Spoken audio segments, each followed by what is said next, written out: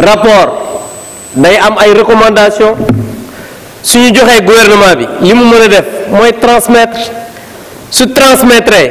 li nga xam ne ki nga xam ne mooy maître des poursuites mooy le procureur. Mes chers collègues, respectons ces vaillants magistrats dans notre pays. Xam nga tout à l'heure lu nekk ñu ngi ko fi wax boo gisee ñuy expliquer parce que kenn waxu la waxu budget te budget nga fi moo la fi indi donc am na loo xam ne foog ñu leeral ko Sénégalais yi xam ko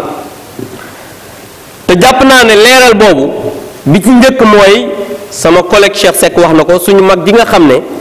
moom nitu dëgg la avocat émérite jàpp naa ne moom dina leeral waa groupe am fu Karim nekk parce que moom moo àndoon loolu moom féete na boor beneen bi am na un de mes collègues ku wax sànq ne Gaajo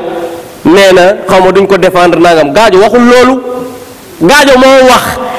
dégg na xam na instruction yi nga xam ne moom le président de la république joxe pour ñu jàppale ko loolu Gaajo moo ko wax ay waay bàyyi leen di wax ak nit lu mu waxul ak di politiquer situation doomu aadama loolu moo fi nekk moom la sama collègue bi wax sànq na Khalifa ba dugal ko fi mu nekk pour légitimer li nga am aujourd'hui je pense que la justice peut être fière de ce que nous avons aujourd'hui dans ce pays parce que Sénégal lu nekk gis nañ ko fi sànq lii cité nañ fi yeneen wax nañ fi sànq waxu protocole de Rebeuss ba léegi leeragul te pourtant heureusement comme ñi seqoon wàllu protocole Rebeuss ak ñeneen ñi ngi fi heureusement ñooñu aussi war nañ ñoo leeral parce que ils sont là à l'Assemblée nationale mais ba léegi tamit duñ ci wax dara bëgg a nekk ay nit ñoo xam ne dañuy am bëgg non mais quand même il faut que les Sénégalais sachent